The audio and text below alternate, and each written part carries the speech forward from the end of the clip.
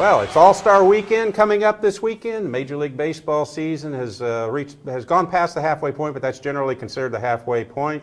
The All-Star Game will be next week. That's what we're going to talk about this week on the 10-Minute Drill. Hello, I'm Mike Cobb, and joining me this week is our sports writer Dick Scanlon, who's our baseball guru.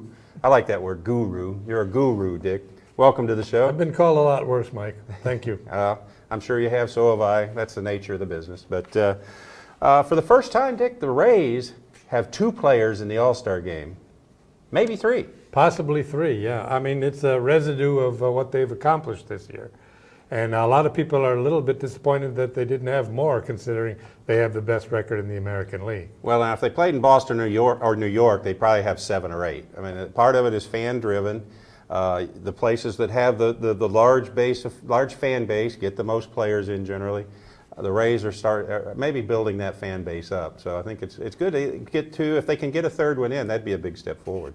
I think it should also be remembered that a lot of times All-Star selection is based on the previous year and years.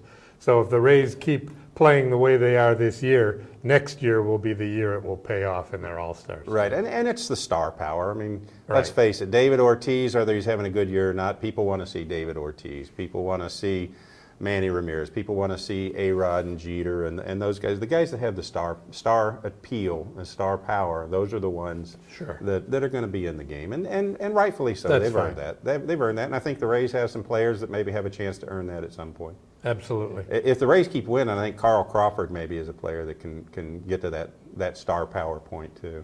I was surprised when he passed a milestone yesterday to hear that Crawford is not even 27 yet. I know. Yeah, he has a long time to become a star. Right. He's reaching the point where he's really entering the prime of his career, and I still think he's their best all-around player. He is their best all-around player, the player they could probably least afford to lose over a long period of time. Right. Well, one of the issues about the All-Star Game, Dick, that kind of bugs me is that I like the event. I'm not a big fan of All-Star Games in most sports. Baseball is different because baseball's a game that's made for an All-Star competition. It's a chance to kind of celebrate the game, see all the big name players come in, do the home run derby and have the game and whatever. But when Commissioner Bud Selig decided that the World Series home field advantage was going to rest on the All-Star Game, I think they really hurt the game. That's ridiculous to me to have that on the game. Everybody thinks it's, I mean, I don't know anybody who's in favor of it. It's not a good idea. And I think you're starting to see now that it's turning the game a little bit into a farce because the All-Star rosters are being loaded up with closers to pitch 1 inning each. And I don't think that's what you really want to see. 8 closers on a 12-man pitching staff in the All-Star Game. The whole focus now is somebody has to win the game, and that's not what the All-Star Game should be about. A couple of years ago, the game went 11 innings. They declared it a tie. What's wrong with a tie? Play 9 innings, get everybody in the game.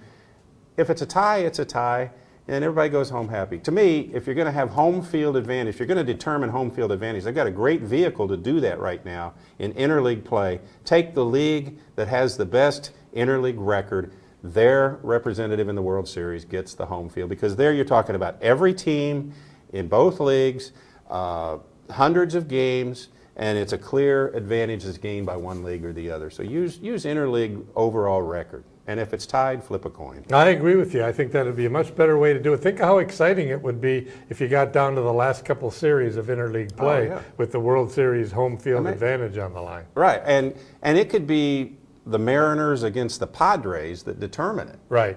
You know, they're not going to be in the playoffs, fine, but that's fine. You're taking every team in both leagues to determine which team from their league gets the home field advantage.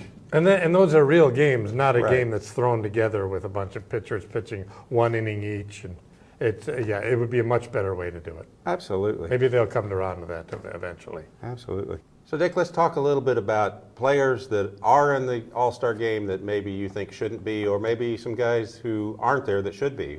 Anybody stand out to you? Well, the first one that comes to mind is the Red Sox catcher Jason Varitek, who is the 7th Red Sox player named, which seems a little bit excessive. But the guy's having a real bad year and is really hurting him offensively. Doesn't belong in the All-Star Game. And yet maybe some of the guys who should be there that aren't are also Red Sox or Yankees players. True. I thought J.D. Drew was a little bit of a stretch for the Red Sox. Fukudome was elected a starter for the National League as an outfielder by the fans, the new Cubs outfielder, who's having a decent year, but not a first-team All-Star year. Right. Now, of course, the last player picked for the All-Star game is the fan choice vote. The Rays had a player in that. There was a player in there, Evan Longoria. Do you think he deserves to be on the team? Well, first of all, the team has the best record in the major leagues. He's probably going to lead the team in home runs and RBIs, and is playing a Gold Glove caliber third base. So I think he certainly deserves consideration. Yeah. Now, this year's All-Star game is at Yankee Stadium. Last year, the old stadium. Just talk a little bit about that. Well, I think it's a great place to have it. I think it's a natural. I mean, so many great moments in baseball have happened there, and they're going to play it up to the extent that it probably deserves. I guess that just leaves Fenway and Wrigley Field as the old line ballparks, right? Right. Once Yankee Stadium bites the dust. Right. Well, I think it's nice to have, last year of Yankee Stadium, the place the house is an institution. The house that Ruth built, they're going to have a new stadium next year. So the All-Star game, it's good to have it there. At this point, it's hard to imagine the Yankees playing anywhere else, isn't it? I mean, it's just like you say, it's like sort of a sacred place. So much of what's happened in baseball has been there.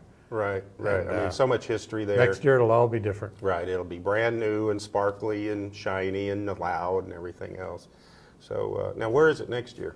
I don't know. You know? I don't even know where it is next. Probably somebody that has a new stadium. Right, right. Any other Rays you think maybe should be there or deserve consideration? I mean, part of the Rays this year is that they don't have a star player. It's true. There's nobody standing out that much. J.P. Howell, the relief pitcher, probably deserves to be in the game, but middle relievers are not going to be named to the All-Star team, no matter what. Right, right. Well, we reached that point in the show, Dick, where it's time for one more thing. 30 seconds. You got the clock. Well, I think congratulations are in order for Nadal and Federer and the Williams sisters for putting a lot of dignity back in the Wimbledon, in tennis in general. I think everybody in tennis should congratulate them. Especially what I like is the class which they showed playing in the whole tournament. I couldn't watch tennis for 20 years after the likes of John McEnroe and Jimmy Connors and Ilie Nastase played, and it's good to see that there's a new generation of well-behaved players that have restored some class to the sport. Right. Okay, well, my one more thing is I want to give some special mention to Chandra Brewer, a graduate of Bartow High School, a graduate of University of South Florida, where she was an All-American in track. She is a women's shot putter. She went to the U.S. Olympic trials this past week, and she finished 4th.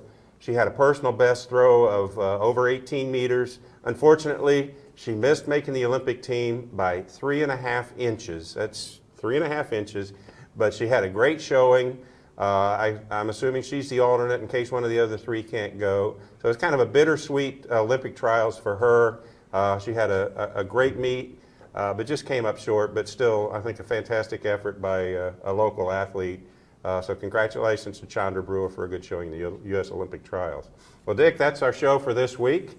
Thank you for joining us. And, My pleasure, Mike. We'll be back next week with another show, and hope you enjoy the All-Star game. So,